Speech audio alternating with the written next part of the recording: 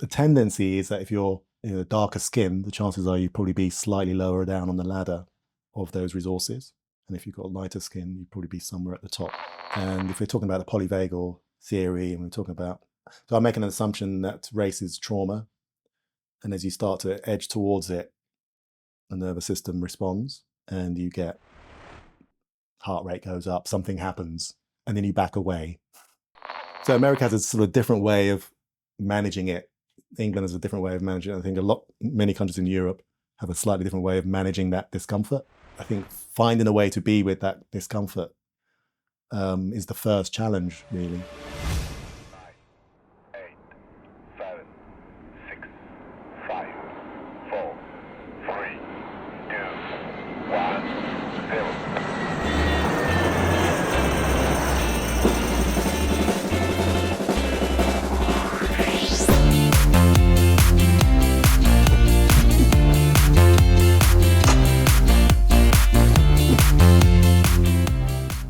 I'm here at the Potsdam Polyvagal Conference 2024, and it's been our last day today. And I'm really happy to have the opportunity to welcome Eugene Ellis. Thank you. Thank you, Eugene, for being there with me, with us. Yeah, my pleasure. And talking a bit about what you're doing, your work, and what you're bringing to the world through your work and through your book, or your books, maybe. Yeah. I mean, as I said in my talk, I think my primary aim really is to bring what's being discussed in this conference, the ideas about the nervous system, the polyvagal theory, and all that kind of stuff. It's really, really good stuff. Bringing that out into the world, into the communities that I work with, which mainly from the Caribbean heritage, African heritage, Asian heritage, but also getting practitioners from there to come here.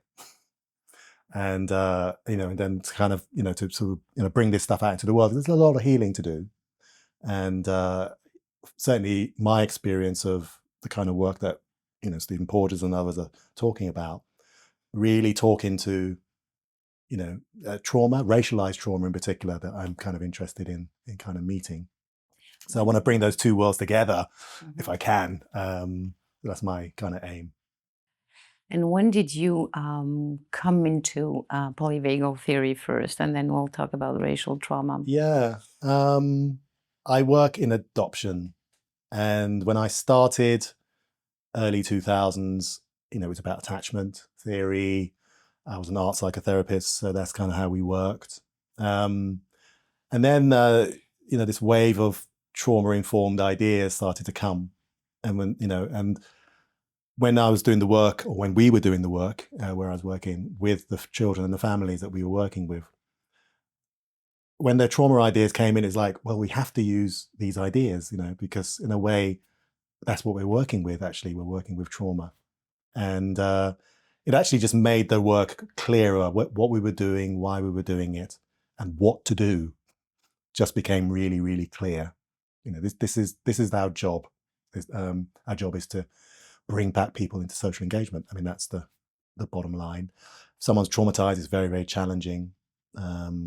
Those who work in adoption know it's very challenging to stay with that idea. Even the idea is difficult to hold on to, because your nervous system gets caught up with the trauma, and you're kind of in this kind of unconscious kind of reenactment of maybe what the child is bringing in. So that's how I came into it, and it was like a breath of fresh air, really. Even the old way of us thinking about the nervous system, this parasympathetic, sympathetic kind of paired system. It was okay, but not enough. But it didn't tell me what to do. Yeah. It didn't give me a sort of an idea about what I could actually do to help. Polyvagal just trying to change the game in terms of, I could use my body like this, or I could use my voice like this, or I could, there's been all of a sudden there's this huge range of options.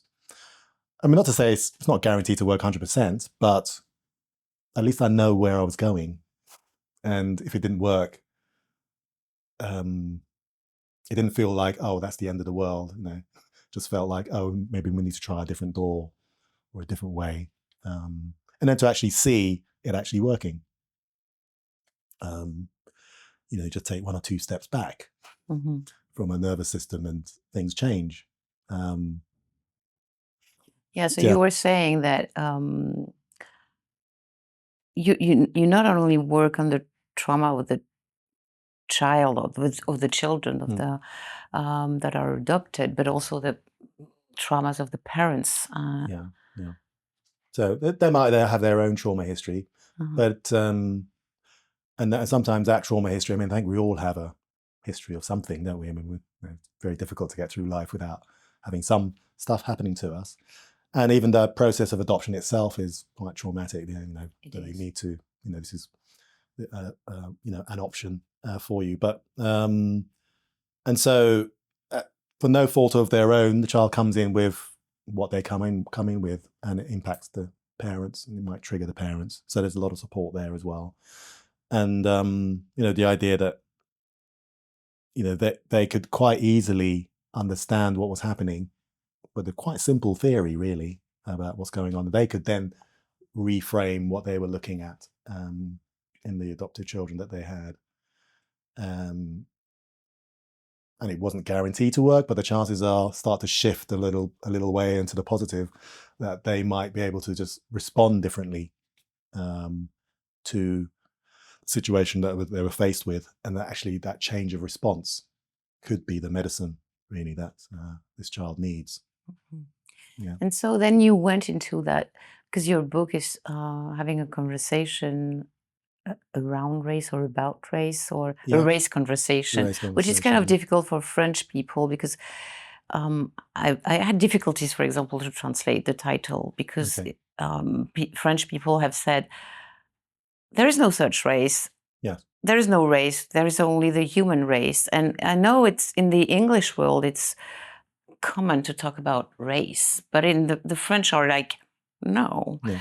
And at the same time, I think it's important to say, this is you said it's a social construct. Yes. It's been used to have people, to use people of color. And I like this thing about, okay, we can talk about race. Race is a subject. Race is a topic. Race brings so much trauma. Yeah. How can you relate to that? And I mean, in the UK and in America in particular, there's a particular way of talking about race, and there's loads of words around it, and people are really working at trying to sort of understand race, even though at some level it's difficult to understand, because is it real? And I was quite shocked when I started to sort of research how other European countries kind of engage with the subject, and it was like completely different. Exactly what you're saying. So it's not just France; it's the rest of Europe. That I think that's their approach, is that we're all humans, and that's how and I think that is true. That is so true, can't say but that's not true. When we say that, where does racism come from? Yeah, but equally true is that there is this social construct of different races. I mean, it's just, so if I said that to someone, they would understand what I mean. So I don't think it's a sort of completely alien concept. But so I was kind of like a bit puzzled by, well, how come you don't have these conversations? But I mean, of course, there are those kind of conversations and happening in France. Yeah. But they're just not sort of public discourses. And I think certainly in America and the UK, I think there's a kind of, I don't know why this is, but there's a lot of kind of research and what do they call them, like where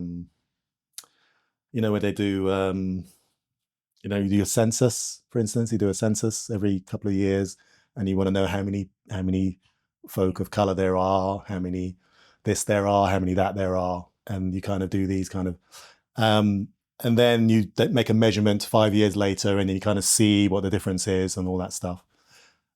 But it doesn't necessarily happen in continental Europe. No, it's almost forbidden as if, in France, for example. You cannot ask those questions. Yeah.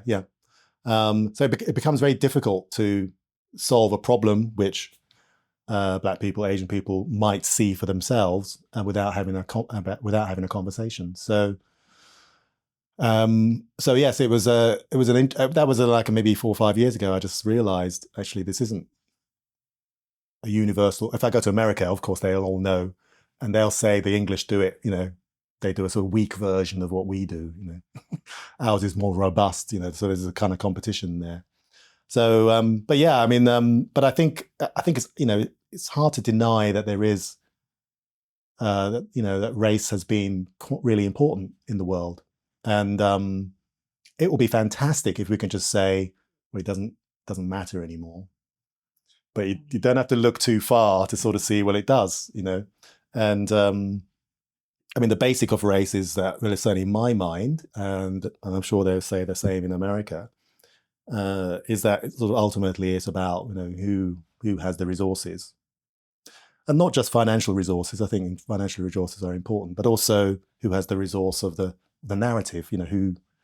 Who speaks, and who has the power to speak, who is protected, who isn't protected. So there's kind of lots of different kind of resources, and it tends to be the tendency is that if you're darker skin, the chances are you'd probably be slightly lower down on the ladder of those resources, and if you've got lighter skin, you'd probably be somewhere at the top. It's not a done deal, but if you add everything up, that's how it turns out. Of course, people move around, and there's loads of people with white skin somewhere down the bottom, and and there's also people of color who are at the top somewhere in that financial structure. But I think without being able to talk about it, it's difficult. And one of the things that my book talks about is that it's the difficulty of talking. So before we've even said anything, before anyone said anything, it's just inherently difficult.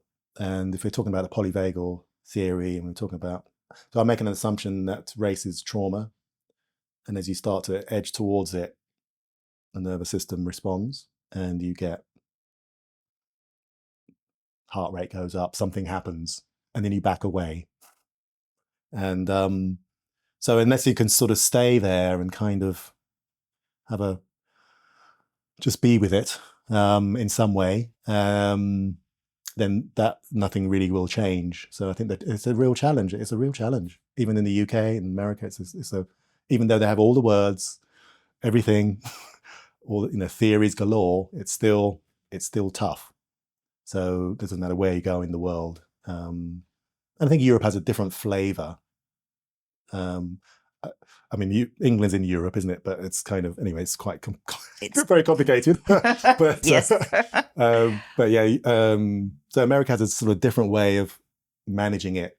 England has a different way of managing it. I think many countries in Europe have a slightly different way of managing that discomfort. So yeah, I think finding a way to be with that discomfort is the first challenge, really. But of course, I'm talking about race here. But I mean, this doesn't, in a way, I'm talking about race because I know about race and I can go deep into that well. But we can just nudge the dial over at the class, for instance. Exactly the same things are going on. Nudge it over gender issues, and it just keeps going on and on. So it's not that race is unique in one way. It is in some ways. It's very, very hard to speak about. It sometimes feels sort of palpably harder than class or other things, but maybe people might disagree with that. But I think the way the nervous system responds is the same. So I'm talking about the race conversation, but it could be the class conversation, or it could be the whatever conversation. Mm-hmm. The things that people don't want to talk about, basically, whatever that might be, or what nations don't want to talk about. Yeah.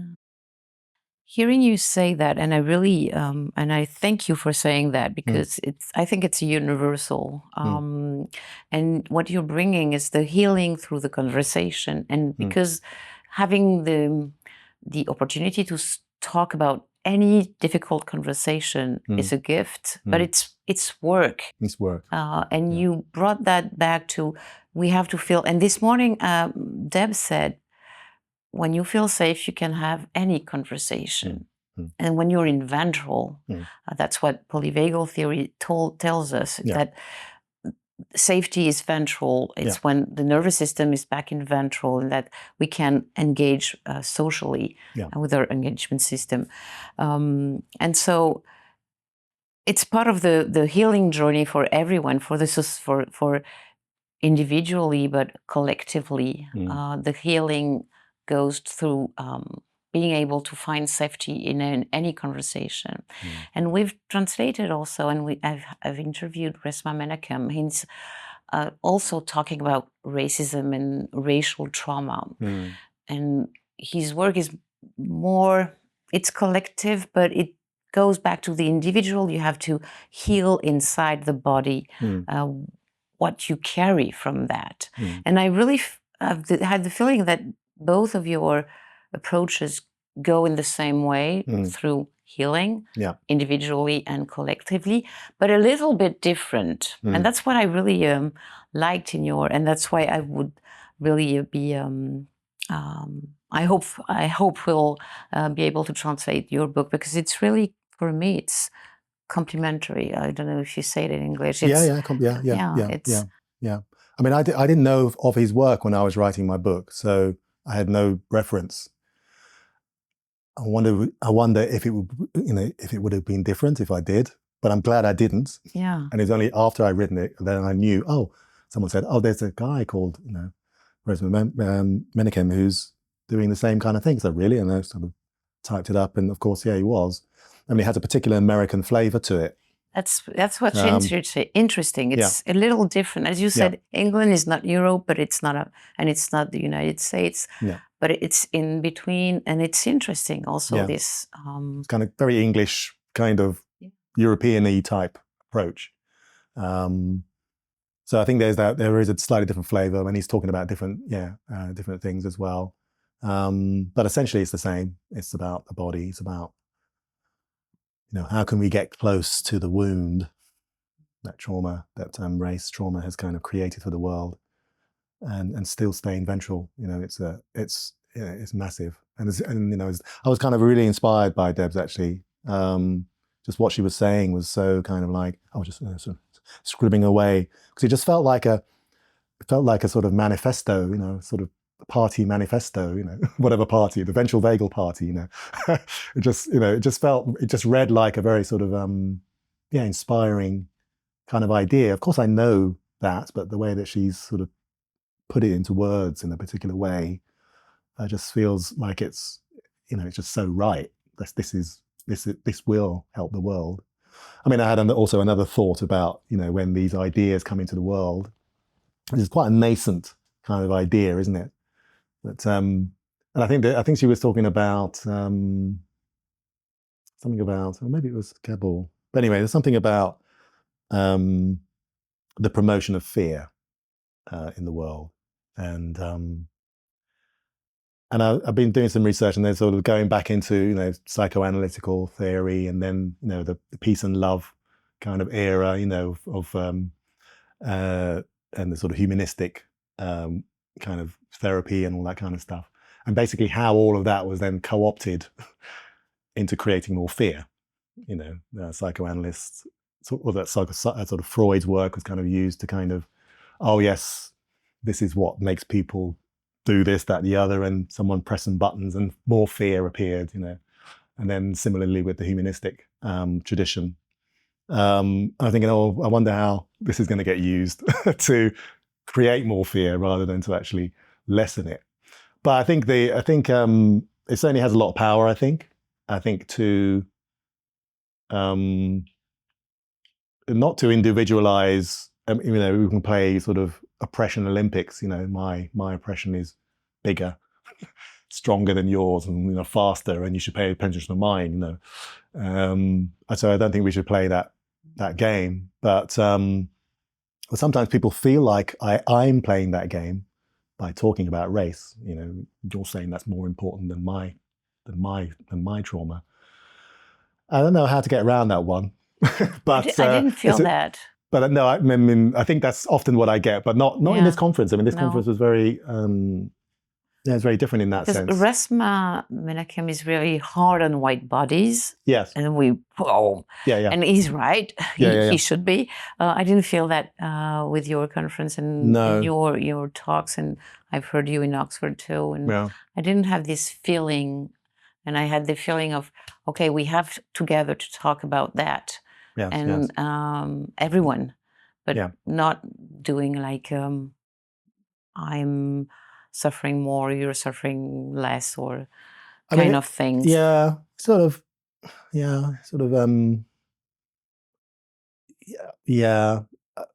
Sometimes I feel sort of pulled to do that, and then I think, why am I doing that? Why would I do that? Anyway, it's not my character to do that, for starters. So I think it's not something that I would naturally do. And I think people bring their characters with them in this work. And obviously, if you live in America, that's going to influence what you do and how you say it. And I think there's this thing between American and the UK. The UK say, you're doing it too much, you're kind of too this, and the Americans say you're too soft, you need to be harder. give them hell, make them feel it, But I think there's room for both of those, because I think you do need that edge Resma has. I think some people respond to that, they really do. I mean, they need it, that kind of, okay. And for many others, they get overwhelmed by that. And so another approach would be more helpful for them. And then they might get to harder things down the road. I don't know. I don't know. I don't want to sort of say one's better than the other, because there's not really that. But I think it's just, I'm bringing just my personality to the work. And I think you need to just be honest, and whoever you are, just bring that. And if people say no, you shouldn't do it like that. You should do it like this. This is the way to do it. I'm going, well, I'll do it my way. That's what Steve Porges said this morning. You do it your way, and there's room for everyone. Feeling safe enough to be who we are, absolutely. And we don't want to be someone else. Yeah. And I'm very British, so I'm going to bring that that sort of British sensibility to this game. So, but having said that, there's many people in Britain who have a very American edge to what they say. But and I'm sort of coming from a sort of Buddhist sort of perspective, and actually, certainly in terms of just staying in ventral, for me, that Buddhist practice is essential. It's kind of just like, if I didn't have that, I'm not sure what would, I'd just be all over the place. So I'm sort of coming from that, what feels like quite secure base of universal love, or whatever the kind of basic themes, and also knowing it's really, really hard to do all of that. It's very, very hard. And if you make a mistake, it's kind of just try a bit better next time. But yeah, so yeah. What is your hope, or what do you want? What is the message you want to bring out loud with your book and with your work, and with bringing Polyvagal into the conversation? What is it for the future? I think primarily, I think just there's a sort of healing for the communities that I'm part of. It's sort of just a sort of a deep healing. There's often a question of, does the system need to change before healing can happen, or can someone heal and the system remain the same? Well, I'm for the second one. I have to think that, because it's very, very difficult to change a system. So if you wait for that, it's a game of numbers, really. It's a numbers game. So I'm going to go with that one. And actually, I've seen people heal, going through a process, sometimes very, very difficult, sometimes very, very challenging. Go through a process where they're doing it together in community, that I talked about, and the importance of that, doing that. And their perception of the world has changed, and the perception of themselves has changed, and then they've seen them flower and grow. And in order for that to really sort of kind of cascade, would mean that people who don't see themselves as racialized, for them to do work, and Resmaa would say the same, for them to do some work too, that would then feed itself in. I mean, I've had a few experiences from therapists who have been white identified therapists, just regular folk, just people who aren't therapists, really have an impact on me in terms of my racial identity and working through racial trauma. So I've kind of had quite a sort of personal experience of being met by the white other, whatever kind of, however we want to put that. So I do carry that with me as well. I sort of have some confidence that it can be done by white folk. I've seen it happen. I've seen transformations. I've seen changes. It's kind of it's not an idea. It's not just a basic. It's not an idea. It's kind of more than that. And then it's just really, really rich when that happens. You can get a real sense that the world could change. In those moments. Of course, then it goes away because stuff happens. But that's what really drives us on, drives me on. And I'm sure Resmaa would say the same, that he sees exactly that people changing.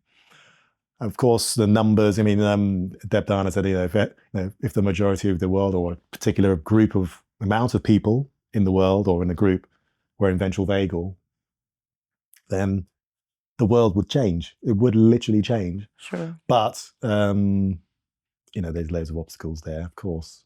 But it shouldn't really stop us from, really working and trying. So let's start it from here. Let's try to bring polyvagal theory in all our communities and all our education systems. Yeah. And that's really and that's the hope I have too. And that's why I really appreciate this conversation we've had together.